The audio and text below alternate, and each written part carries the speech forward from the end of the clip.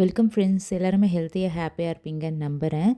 இது ரேண்டமாக ஒரு டேயில் சில விஷயங்கள் உங்களுக்கு யூஸ்ஃபுல்லாக இருக்கா மாதிரியோ இல்லை மோட்டிவேட்டிங்காக இருக்கா மாதிரியோ இருக்கணும் அப்படின்றதுக்காக ஷூட் பண்ணது தான். மார்னிங் சோர்ஸ் எல்லாம் முடிச்சுட்டு அதுக்கப்புறம் தான் வந்து நான் கொஞ்சம் பொறுமையாக டீ குடிக்கலாம் அப்படின்னு வந்து டீ போட்டுட்ருக்கேன். இங்கே இன்னும் கோல்டு கிளைமேட் அப்படின்றதுனால இந்த காஃபி டீ மட்டும் அளவு தான் குறைச்சிருக்கனே தவிர சுத்தமாக என்னால் விட முடியலை. டீ குடிச்சிட்டு தான் இன்றைக்கி 2 பெரிய வேலை பிளான் பண்ணியிருக்கேன். ஒன்று வந்து ஃப்ரிட்ஜை க்ளீன் பண்ணுறது.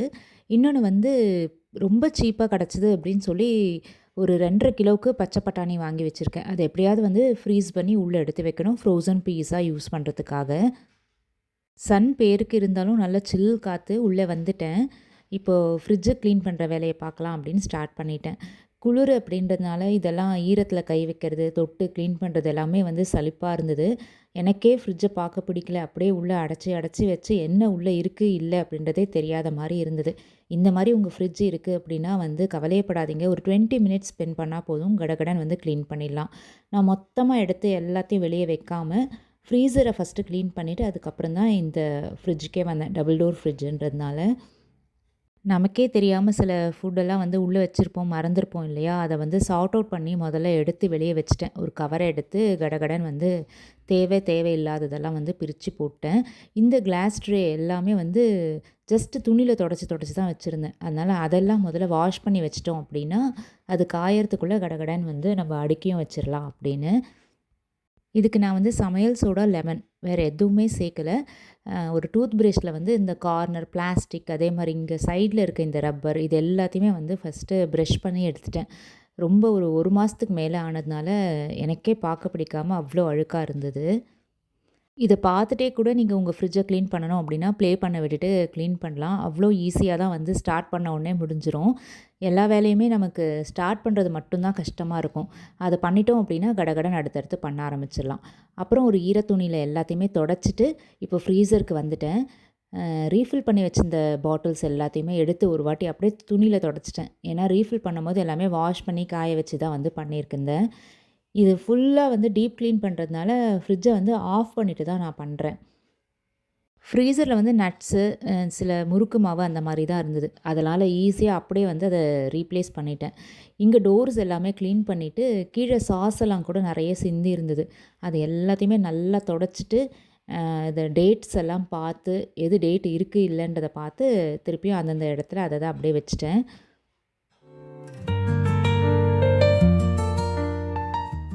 குக்கிங் சோடா, லெமன் போட்டு க்ளீன் பண்ணதுக்கே உங்களுக்கு நல்லா டிஃப்ரென்ஸ் தெரியும். எப்படி பளிச்சுன்னு இருக்குன்னு பாருங்கள். அந்தந்த ரேக் க்ளீன் பண்ணி முடித்த உடனே அதில் அப்படியே வந்து வைக்க ஆரம்பிச்சிட்டேன். இந்த ஃப்ரிட்ஜில் வந்து மில்க் ட்ரேன்னு ஒன்று தனியாக கிடையாது. அதனால் நானே வந்து ட்ரே ஒன்று வச்சு அதில் தான் வந்து பால் பேக்கெட்ஸையும் வந்து யூஸ் பண்ணுவேன். இப்போ நான் இங்கே ஸ்டோர் பண்ணுறேன் இல்லையா, இந்த பட்டாணி வந்து கொஞ்சமாக மட்டும் வச்சுட்டேன். மீதியை வந்து ஃப்ரீஸ் பண்ணுறதுக்காக எல்லா ப்ராசஸும் பண்ணிட்டேன். அதையும் வந்து இந்த வீடியோவோடு நான் எண்டில் ஆட் பண்ணியிருக்கேன்.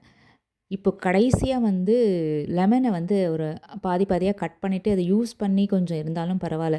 ஒரு ட்ரேயில் வந்து ஒரு 15 மினிட்ஸ் கிட்ட வச்சுட்டு நீங்கள் ஃப்ரிட்ஜை வந்து க்ளோஸ் பண்ணி வச்சிட்டோம் அப்படின்னா திறக்கும்போது நல்லா வாசனையாக சூப்பராக இருக்கும். ஃப்ரெஷ்ஷாக இருக்க ஒரு ஃபீலிங்கும் கிடைக்கும்.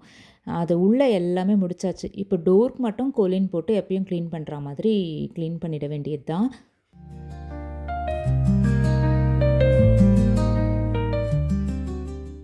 நேரம் ஆக ஆக சில்லு வந்து அதிகமாக ஆகிட்டே இருந்தது. எனக்கு வந்து எப்படா முடிப்போம் அப்படின்னு ஆகிப்போச்சு. சைடில் இருக்க அந்த பேக்ஸ் எல்லாம் மட்டும் க்ளீன் பண்ணணும்னு நினச்சேன். அதை மட்டும் பண்ணி முடிக்கல. அதே மாதிரி மேலே வந்து ஸ்டெபிளைசர் துடைக்கிற வேலை அதை மட்டும் விட்டுட்டு மற்றது எல்லாத்தையும் முடிச்சிட்டேன். ஏன்னா குக் பண்ணணும். எங்கள் ஹஸ்பண்ட் வந்து அதை அப்படியே கண்டினியூ பண்ணார். ஸ்டெபிளைசரையும் தொடச்சிட்டு சைடில் இருக்க பேக்ஸ் எல்லாத்தையுமே க்ளீன் பண்ணி வச்சிடுறேன் அப்படின்னு சொல்லிட்டதுனால நான் குக் பண்ணுறதுக்கு வந்துட்டேன். இன்றைக்கி வந்து பூரியும் பிளாக் சன்னா போட்டு ஒரு சைட் டிஷ்ஷும் தான் பண்ண போகிறோம். ரொம்ப ஈஸியாக. இது வந்து கடலையை மட்டும் நான் நைட்டே ஊற வச்சு வேக வச்சு உப்பு போட்டு எடுத்து வச்சுருக்கேன். ஒரு 2 வெங்காயத்தை 1 டீஸ்பூன் எண்ணெயில் அப்படியே வதக்கிக்கலாம். கூட 2 பச்சை மிளகாவும் சேர்த்துருக்கேன். வெங்காயம் ஒரு கண்ணாடி பதம் வந்தால் போதும். அந்த அளவுக்கு வெந்திருந்தால் கட் பண்ணி வச்சுருக்க 2 தக்காளியை ஒரு பேஸ்ட் மாதிரி அரைச்சிக்க போகிறோம். அது கூட பூண்டு, இஞ்சி, வேக வச்ச கடலையே ஒரு கைப்பிடி போட்டு அரைச்சிட்டு இந்த கண்ணாடி பதத்துக்கு வெந்திருக்க வெங்காயத்தில் அப்படியே சேர்த்துடலாம். இது நல்லா வந்து கொதிக்கட்டும். இப்போ எல்லா மசாலா பொடியும் மஞ்சள் பொடி, மிளகாய் பொடி, தனியா பொடி, கரம் மசாலா எல்லாமே ஒரு டீஸ்பூன் சேர்த்தேன். மிக்ஸ் பண்ணிவிட்டு நம்ம வேக வச்சுருக்கோம் இல்லையா, அந்த தண்ணியோடையே அப்படியே வந்து அந்த கருப்பு கடலையை சேர்த்து தேவையான அளவு உப்பு, கொத்தமல்லியை தூவி இறக்கிட்டா சூப்பராக இருக்கும். இன்றைக்கி இதை வந்து நான் பூரியோடு தான் வந்து சர்வ் பண்ண போகிறேன். என்ன டைமு நேரம்லாம் பார்க்குறது இல்லைங்க. எந்த டைமுக்கு கிச்சன் உள்ள வரோமோ அடுத்தடுத்து என்ன வேலை இருக்கோ அதை அப்படியே முடிச்சுருவோம். ஏன்னா ரொம்ப நேரம் ஒவ்வொரு டைமும் வந்து கையை வாஷ் பண்ணிவிட்டு சில்லுன்னு ஈரத்தில் இருக்க முடியாது. குட்டி சார் படிச்சுட்டு இருந்தான். ஸோ அந்த இடத்துல வந்து பூரிக்கு மாவு பிசைஞ்சிடலாம் அப்படின்னு மாவு பிசைய ஆரம்பிச்சிட்டேன். சப்பாத்தியை விட கொஞ்சம் கெட்டியான பதத்துக்கு வந்து பிசைஞ்சு வச்சிட்டோம் அப்படின்னா பூரி நல்லா உப்பலாக வரும். ஒரு டீஸ்பூன் ரவை சேர்க்கணும் அந்த மாதிரிலாம் எதுவுமே இல்லை. நான் எண்ணெயெல்லாம் கூட எதுவும் சேர்க்கல. இது பாருங்கள் எவ்வளோ சாஃப்டாக இருக்குன்னு. அவ்வளோதான்.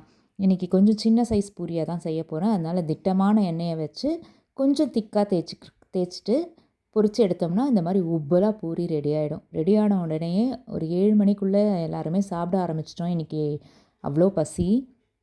இந்த பச்சை பட்டாணியை எப்படி ஃப்ரீசரில் ஸ்டோர் பண்ணுறதுன்றதை பார்க்கலாம். எந்த அளவுக்கு வேணுமோ அதை அப்படியே நான் ஃபஸ்ட்டு பிரித்து எடுத்து வச்சுக்கிட்டேன். மீதியை வந்து உடனே ஃப்ரிட்ஜில் வச்சிடணும். ஃப்ரிட்ஜிலேருந்தும் ஃப்ரீசர்லேருந்தும் எடுத்து யூஸ் பண்ணும்போது அந்த அளவு மட்டும் வெளியே எடுக்கணும். டப்பாவே எடுத்து வெளியே வச்சிடக்கூடாது. இப்போது ஒரு பாத்திரத்தில் நல்லா வந்து வெந்நீரை கொதிக்க வச்சுருக்கேன். இதில் உப்பெல்லாம் எதுவுமே சேர்க்க வேண்டாம். தண்ணி நல்லா தளன்னு கொதிக்கும் போது நம்ம எடுத்து வச்சுருக்க பச்சை பட்டாணி அப்படியே இதில் வந்து சேர்த்துடணும். மிக்ஸ் பண்ணி விட்டுருங்க. இந்த குட்டி குட்டியாக சிலதெல்லாம் இருக்கும், சில தோலுலாம் சேர்ந்து வந்திருக்கும் இல்லையா, அதெல்லாம் வந்து தண்ணிக்கு மேலே மிதக்கிட்டு இருக்கும். அதை மட்டும் எடுத்துகிட்டு தூக்கி போட்டுடலாம். அது நமக்கு தேவையில்லை. அதை வந்து நம்ம ஸ்டோர் பண்ண முடியாது. பெருசாக இருக்கிறதெல்லாம் விட்டுடலாம். அது சின்னதெல்லாம் மட்டும் எடுத்து ஃப்ரிட்ஜில் வச்சுருக்கிறதோட கூட சேர்த்து வச்சுக்கலாம். இப்போது ஒரு 5 நிமிஷத்தில் கீழே இருக்கிற எல்லாமே வந்து மேலே வர ஆரம்பிக்கும். அப்போ ஃப்ளோட் ஆக ஆரம்பிக்கும் போது நம்ம கேஸை வந்து ஆஃப் பண்ணிடணும். பக்கத்தில் வந்து பச்சை தண்ணி வச்சுருக்கேன். இந்த தண்ணியில் வந்து நல்லா ஐஸ் க்யூப்ஸ் போட்டு தண்ணி வந்து கோல்டாக இருக்கணும். இந்த ப்ராசஸ் மட்டும் நம்ம பண்ணலை அப்படின்னா அந்த ஃப்ரோசன் பீஸ் வந்து ஒரு உருவமே இல்லாமல் குழஞ்சி போன மாதிரி இருக்கும். அதனால் கண்டிப்பாக இந்த ப்ராசஸ் மட்டும் ஸ்கிப் பண்ணாதீங்க. தண்ணி வந்து கோல்டாக இருக்கணும். எவ்வளோ ஐஸ் க்யூப்ஸ் போட முடியுமோ, இல்லை வந்து தண்ணியே சில்லுன்னு நீங்கள் ஃப்ரீசர் உள்ளேயோ ஃப்ரிட்ஜ் உள்ளேயோ வச்சு கூட எடுத்து யூஸ் பண்ணிக்கலாம். அந்த தண்ணியில் வந்து பக்கத்துலேயே வச்சுக்கிட்டோம்னா தான் நமக்கு எடுத்து போடுறது ஈஸி. ஒரு பேட்சாக வந்து நான் அதில் போட்டேன். இப்போ போடும்போது ஃபர்தராக குக் ஆகிற ப்ராசஸும் வந்து ஸ்டாப் ஆகும். அந்த கலரும் வந்து நமக்கு அப்படியே வந்து க்ரீன் கலரில் கிடைக்கும். தண்ணி அப்பப்போ தொட்டு பார்த்துக்கணும். சூடாக ஆரம்பித்தது அப்படின்னா வேறு தண்ணியை மாற்றிக்கோங்க. இப்போ அப்படியே ஃபில்டர் பண்ணி எடுத்து நான் பக்கத்துலேயே ஒரு வெள்ளை துணி வச்சுருக்கேன். அதில் வந்து உணர்த்தி விட்டுறலாம். இது வெயிலில் காய வைக்கக்கூடாது. இப்படியே காற்றாட விட்டுறலாம். ஃபேன் கூட போட்டு நீங்கள் காய வச்சுக்கலாம். இங்கே ஃபேன் சுவிட்சை கூட நாங்கள் தொட்டு 2-3 மாதம் ஆகுது.